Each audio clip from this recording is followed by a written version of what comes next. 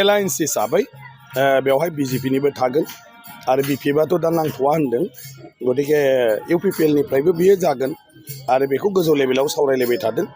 जुदि बिथाङा गेलेयो निस्सय बेवहाय माने खुनु प्रब्लेम गैया आरो ओरैनो माने देरहालांनोबो हाखागोन आरो बे हिसाबैनो हयथ' गोजौआव सावरायलायनायनि गेजेरजों बिथाङा साखाफारा जादों खोमा दा फर्म सम दिहुननानै रेडि जागासिनो दं गतिके गाबोन सानसेल'सै माने जों बयबो मोनसिगोन जिहेतु एलायन्सआ बिपिएफ इउपिपिएल जयैनो आरो गतिके जयैनो ज' जालायनानै जोङो सोरखौ बबेहाय दैथायहरनो हायो आरो बबे हान्जाया मा लुबैयो बेखौ जोंनि दैदेनगिरिफ्रा ज' रायलायलायबाय थानानै थांखि लाबाय थागोन। बिटिसिआव सोरजों बांसिन चेलेन्ज जागोन नोंथां? दाथ' चेलेन्जनि बाथ्रायानो फैयाखिसै जुदि बिपिएफ आरो इउपिपिएल बिजेपि ज' जायो आंथ' सानो गुबुनफ्रा केन्डिडेट होयिआनो मोजां आरो बे जायगानि मानसिफ्रा केन्डिडेट नागिरैयाबो मोजां खारन बे मोनथाम हान्जाया ज' जाखांनायनि उनाव खुनु माने गुबुन हान्जाया बेवहाय देरहानो हाया गतिके बबावबा इउपिपिएलना देरहागोन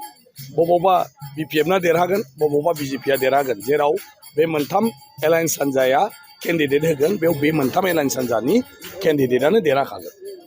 सार प्रमद बर' बिथाङा बे मोनबा जि समस्यायाव बिजाथि होननानै बुंबाय थादों ना बयबो होनदों दा ओंखायनो रायलायलायनायनि गेजेरजों जागोन आरो दा जिहेतु रायजो सभायाव बिथाङा थाङोब्ला आं सानो निस्सय माबा मोनसे बेबायदि रायलायलायनायनि गेजेरजों बयबो गोसो गोरोबलायनानैसो जादों गतिके मोनबाया गेले मोनब्रै गेले माबायदि गेलेयो बेवहाय आं सानो मा बिजेपि बिपिएफ आरो इउपिपिएलनि गेजेराव आरो जेबो माने माबा गैला आरो मा होनो बेले बेजे गैला आरो माने स्र' जाबाय आं बेखौ सानो। Thank you sir.